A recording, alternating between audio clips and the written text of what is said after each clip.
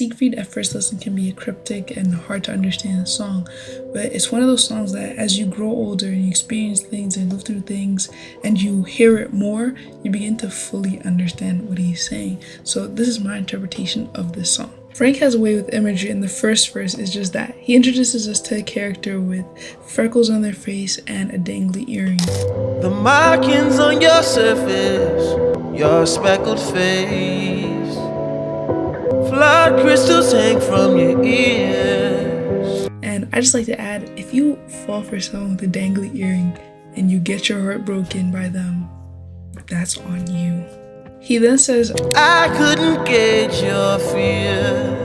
And I feel like that's something a lot of people in relationships, struggle with, because it's hard to fully understand what another person is thinking. I'd rather live outside. When he says, I'd rather live outside, I take it as I'm feeling congested and wanting to escape. And that's normal. If you're inside, sometimes you need to breathe some fresh air. But the other way I take this is, me personally, sometimes when I get into relationships or whatnot, I feel trapped and contained, and I'd rather be free. And the tone that he's singing, it's anguish, it's like type of thing, right? So I like to think of it like when he says, I'd rather chip my pride than lose my mind out here. It's him not wanting to break down in front of his lover, him wanting to still be prideful and still be strong and not.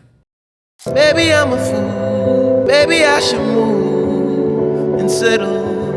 2 kids in a swimming pool. So everything that just went down made him feel like an idiot. And he's just realizing he just needs to take the easy route, right? Settle and have the American dream, 2 kids in a swimming pool. But then he says, I'm not brave. He yells it. But when he says that, it's more of the fact that he's just not actually going for what he wants, and he is settling. He's not brave for that. But the brave line could also be a touch on his queerness. Been living in an idea from another man's mind. Maybe I'm a fool to settle for a place with some nice views. Maybe I should move, settle down. 2 kids in a swimming pool. I'm not brave. So he says, been living in an idea from another man's mind. And within that verse, he speaks on the American dream again. But with the American dream, it falters yet again. And what does he want to do? He wants to experience and be outside. Now, the thing is, I don't think it's the repeated verse, it's repeated experiences. And then that goes into the next verse. What would you recommend I do? The other side of the loop. So I interpret this section in 2 different ways. A, that every time he gets into a relationship, whether it be picture perfect or not picture perfect, he's just going to continue facing heartbreak and wanting to be outside free. B, I think that he has a fear of commitment, and that fear is putting him in a loop. MDMA, when taken, gives highs and lows. So when he's saying that, I feel as if he's conveying how the relationship was and the highs and lows that he experienced within it. This is not my life. It's just a fond farewell to a friend. You ever get out of something where just sometimes just naturally feel hollow and empty in a way? And I think that's what he's trying to convey here, right? It's not his life. It's just a fond farewell to a friend, and that friend could be a past self or a former relationship that you had. And with letting go, you have to be brave. You have to be brave enough to just let it go and deal with it, And that's why he screams. Speaking of Nirvana, it was there. Rare as the feathers on my dash from a phoenix. There with my crooked teeth and companions sleeping, yeah. Dreaming a thought that could dream about a thought that could think of the dream of the thought that could think of dreaming and getting the glimmer of God. I be dreaming and dreaming a thought that could dream about a thought that could think of dreaming a dream where I cannot. I had to phone a friend in this one because it was kind of complicated and I was even struggling to fully conceptualize what he was saying.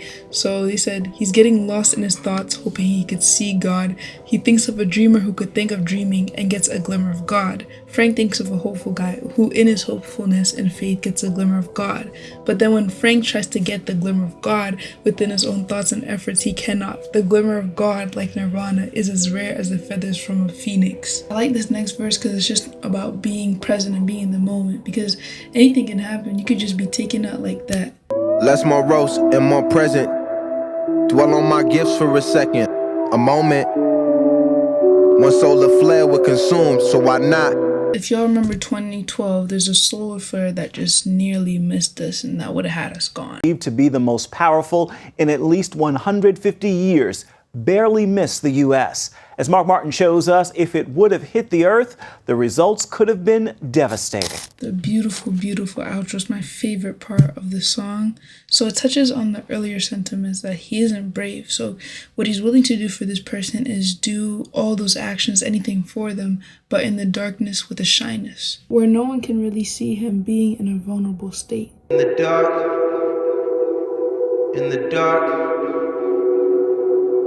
I do for you. In the dark, I do for you. In the dark, I do for you. In the dark, I do for you. In the dark, I do for anything for you.